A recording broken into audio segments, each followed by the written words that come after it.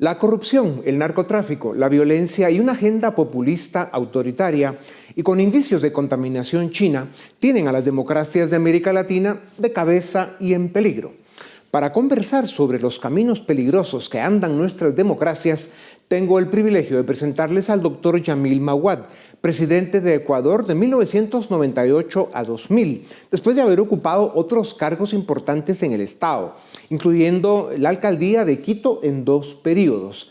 Su doctorado es en jurisprudencia y tiene un máster en administración pública de la Escuela Kennedy de Harvard. Como presidente firmó el acuerdo de paz con el Perú y dolarizó el Ecuador. Ni el corrupto Rafael Correa, con su poder casi totalitario, fue capaz de revertir aquella decisión porque el dólar es más popular que cualquier político en Ecuador. Presidente Mahuad, bienvenido a Razón de Estado. La violencia del narcotráfico tiene desbordado al Ecuador, las cárceles son campos de guerra, el presidente Lasso sale de forma prematura de la presidencia, asesinan a un candidato presidencial, el que iba a ganar, y a otros candidatos. La impresión sobre Ecuador en el mundo es que hay fuerzas oscuras internas que están dinamitando el país. ¿Quiénes son?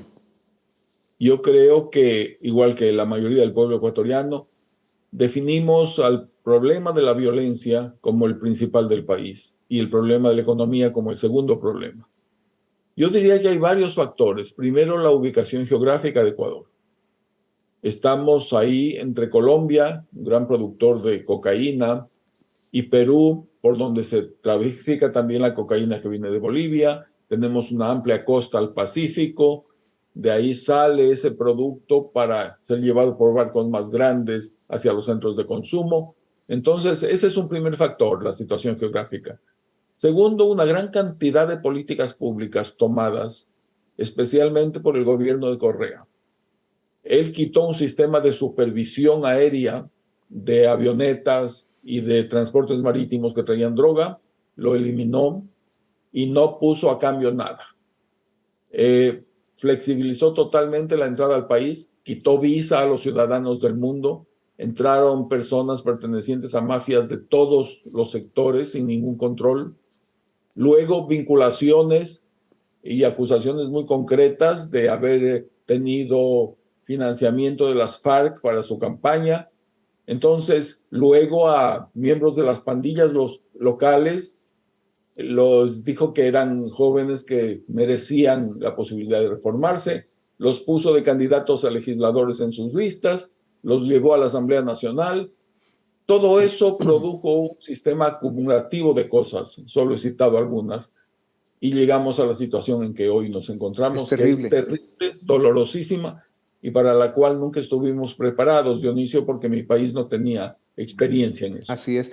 Excepto en Cuba, Nicaragua y Venezuela, en el resto de América Latina todavía estamos celebrando elecciones razonablemente democráticas. Sin embargo, el deterioro institucional, la degradación en la división de poderes, una deriva autoritaria y el crimen organizado que ya describías, ocupan cada día más la vida de nuestras naciones. AMLO en México, el gobierno que no quiere salir en Guatemala, los fracasos de Petro y Boric y la situación de Perú y Ecuador dan cuenta de ello. ¿Cómo regresar a la senda de la democracia republicana con Estado de Derecho, presidente? Yo creo que una característica en el mundo, no solamente en América Latina, es que la gente está furiosa. Está furiosa contra el sistema, está furiosa contra los que mandan. Ganan elecciones siempre los que no están en el gobierno. Es muy difícil que algún gobierno se logre sucederse. Entonces, esta gente quiere cualquier cosa que no se parezca a lo que hay.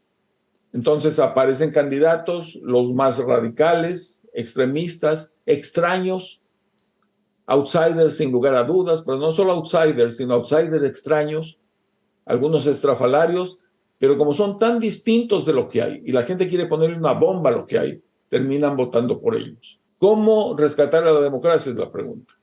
Yo creo que recordando los 3 elementos esenciales. Primero, elecciones libres, que le da a un gobierno legitimidad de origen. Segundo, ejercicio del poder respetando la Constitución y las leyes, es decir, con un Estado de Derecho. Y tercero, supremamente importante, Dionisio, que produzca resultados para la gente, que mejore la calidad de vida de la población. Presidente, la grave crisis política en Ecuador no ha afectado su estabilidad macroeconómica gracias a la dolarización que como presidente realizaste. Argentina, el país más rico del mundo en 1913, fue arrasado por la corrupción e incompetencia del peronismo, pero también por el mal manejo de su política fiscal y monetaria. El candidato Milei pretende dolarizar a Argentina. ¿Tu opinión, presidente? Desde hace 2 años venimos conversando con un grupo de macroeconomistas argentinos y un importante grupo de empresarios argentinos sobre la posibilidad de que Argentina adopte el dólar como moneda. Han sido conversaciones francas, abiertas, totalmente fuera de la política. Era la discusión de una política monetaria, no de una campaña política. Ahora entró la dolarización en la campaña política argentina, pero eso es hacia el final. En mi experiencia, la dolarización es una medida extrema, Dionisio, que se aplica en países con poblaciones desesperadas, que requieren un ancla y que han visto que todos los intentos de solucionar los problemas económicos, especialmente el déficit fiscal, usando las recetas que aprendemos en las universidades, que recomiendan los libros, no funcionan. Entonces, cuando eso ocurre, se busca otra solución. El mejor ejemplo, yo digo, es el de mi amigo Dan. Mi amigo Dan tenía un problema serio con su hígado. Iba donde el médico y el médico con medicinas, dietas, ejercicios, lograba mantener la situación. Un día le dijo, mira Dan, ya no puedo hacer más, tu hígado no da más.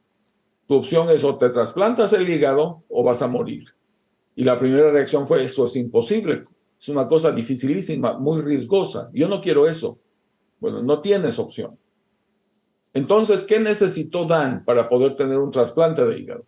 Un equipo médico en ese caso, competente, la aceptación del paciente y un entorno que en el postoperatorio y de ahí para adelante le diera viabilidad a esa operación. Las mismas cosas se requieren para una dolarización, fue las que apliqué yo en mi país, en Ecuador. En el año 2000 ya tenemos 23 años dolarizados. Primero, un equipo muy competente de técnicos, de economistas ecuatorianos con asesoría extranjera. Segundo, la aceptación del país estaba ya 70% dolarizado. Y tercero, la viabilidad política. Un acuerdo mínimo que permitiera pasar todas las leyes necesarias para que un sistema legal estructurado para funcionar con moneda propia pudiera ahora adaptarse a funcionar con el dólar como moneda nacional. Presidente, en los segundos que nos quedan, los candidatos Luisa González, heredera del correísmo, o Daniel Noboa, el tercer millennial después de Boric y Bukele, que está cerca de la presidencia de su país. ¿Quién gana en Ecuador? Lo que dicen las encuestas es, primero, que la diferencia en votación fue de un 10%. Pero las encuestas luego demuestran que el candidato Noboa, que terminó segundo, 10 puntos atrás, ha conseguido de manera natural y orgánica una serie de apoyos que lo pondrían a él en la primera opción con una buena diferencia. Pero hay que esperar hasta ese día para contar los votos. Sin duda. Tu presencia y tu experiencia en las mesas del debate público y en la academia son indispensables, presidente. Qué bueno es para América Latina contar contigo. Presidente Mahuad, gracias por tu tiempo.